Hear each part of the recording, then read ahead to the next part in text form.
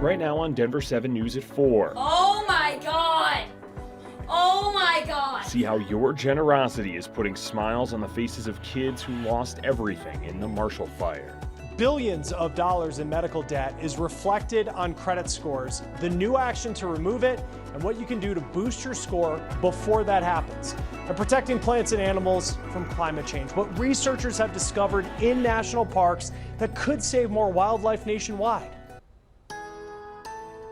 But we want to start today with the latest on our Weather Action Day. Gray skies and cold temperatures here in the metro right now, but a different picture in other parts of our state. Let's take a live look at this picture from one of the CDOT cameras out in Burlington, that's just west of the Kansas border. I-70 has been closed much of the day due to blowing snow. You can see there they got a lot more snow out there than we've seen, at least today here in Denver. Chief Meteorologist Mike Nelson joining us now. Mike, it's technically spring, but winter's not ready to give up, at least in some parts of the state.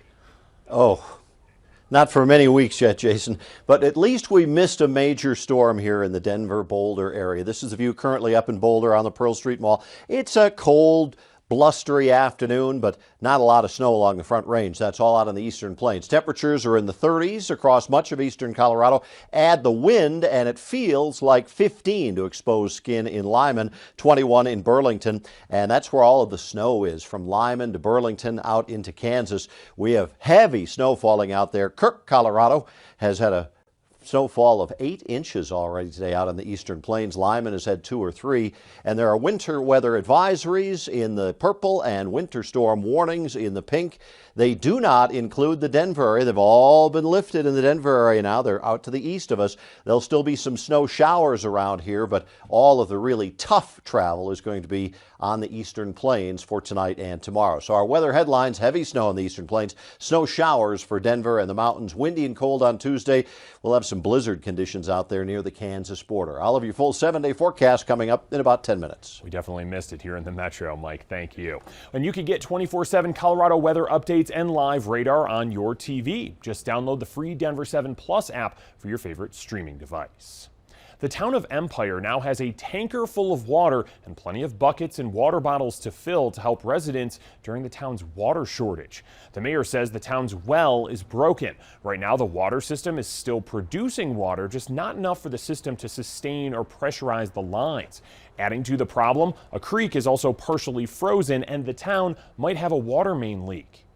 I'm trying to make the best light of it, but anytime you have to shut your business down, it hurts financially. Employees can't come to work, and then customers are very disappointed. Yeah, especially when you got to close the brewery in town. Some parts needed for those repairs were expected to arrive today, but it could take about a week to get everything fixed. Empire residents who do have water coming through their pipes are being told they need to boil it before using it. Well, the second-degree murder charge against Matthew Doloff has been officially dropped. Doloff was charged with killing Lee Keltner outside competing Denver rallies in October 2020. He was working security for a 9 News television crew at the time. Our Patrick Perez was at that hearing where that charge was dropped. Patrick, Keltner's family obviously upset with this decision. Yeah, Jason, family, friends, and supporters of Lee Keltner were in the courtroom today. They feel the justice system just failed them. And to add insult to injury, Keltner's sister Susan was not allowed to read a victim impact statement. Doloff's team had no interest in hearing it. That hearing today to drop the murder charge and dismiss the case altogether lasted just minutes. Prosecutors say they decided not to move forward with the case because they could not prove the case beyond a reasonable doubt, and that they would not be able to disprove it was all in self-defense. That altercation between Keltner and Doloff happened near Civic Center Park on October 10, 2020. As competing rallies were ending, Keltner and Doloff, who was working as security for 9 News, got into an altercation. Police said Keltner first slapped Doloff's face, and then as Keltner was firing his pepper spray, Doloff fired a bullet, killing him. Keltner's sister says she never imagined they would dismiss the case against Doloff. It's the state's job to deliver justice, to do good for the family members who have suffered the loss over a heinous act that could have been avoided, not to add our constant pain with the uncertainty process of the courts. Doloff sat almost emotionless, keeping his sight forward as Keltner's friends and family sat behind him on the opposite side. He and his attorneys did not speak to the media and left the hearing through the chambers. Susan Keltner says while the justice system may have failed them, she's pursuing a civil lawsuit against Doloff, the security company that contracted him, the city and county of Denver, and 9 News. Doloff was not licensed to be a security officer in Denver. We'll keep you updated, Jason, on when that suit is filed. All right, our Patrick Perez on that one tonight. Thank you. Ketanji Brown Jackson has taken the first steps to becoming the first black woman to sit on the nation's highest court. Jackson appeared before the Senate Judiciary Committee today. President Biden chose her to succeed retiring Justice Stephen Breyer, a justice the 51-year-old Jackson once clerked for.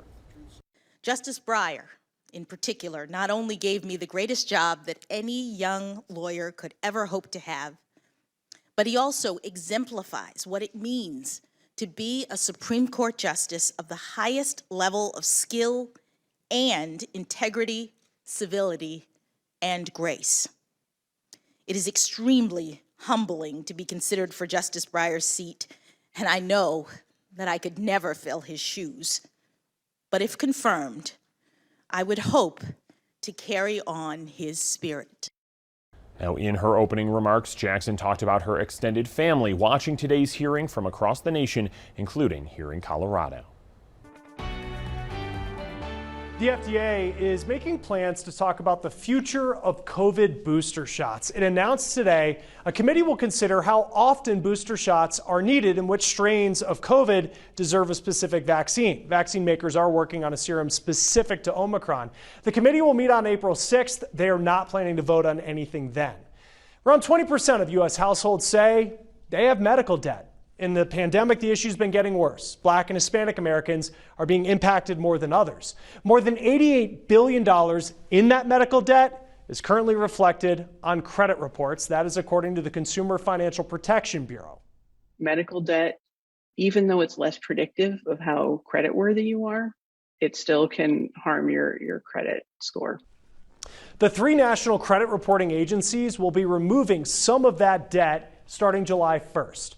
Equifax, Experian, and TransUnion say that medical debt that you have paid will not be included anymore. See, right now, when you pay your bill, if it was overdue, still shows up on your credit report. The agencies will increase the amount of time before unpaid medical debt appears on your credit report from 6 months up to a year. Starting next year, the credit bureaus won't include medical debt under at least $500 on your credit report anymore. So this is what experts say you can do right now. For medical debt, you can go back to the healthcare provider or the debt collector and try to work out an arrangement with them where you maybe agree to a new payment plan, but in exchange, they will help you clear your credit report. Now, if there is any inaccurate medical debt information on your credit report, you can dispute that with the credit bureau.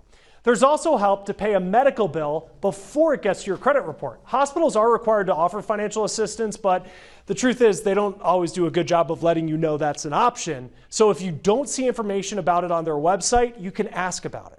Talking with the healthcare provider, talking with the financial office, and seeing if you can negotiate a lower payment. Maybe they'll work out a payment plan with you at a lower amount if you make prompt payments. Now, once you pay, attorneys say, don't use your credit card if you're not going to be able to pay off that balance that month because your medical debt becomes credit card debt. And if you find out you would have been eligible for financial assistance, it's really hard to go back and have that debt treated as medical debt. Well, the number of people working for themselves has exploded in the pandemic. What you need to consider before you make the switch. Also ahead, Mike tells us when these gray clouds are going to part. And the city of Denver is trying something new with its bison herd this year. We'll explain when Denver 7 News at 4 continues.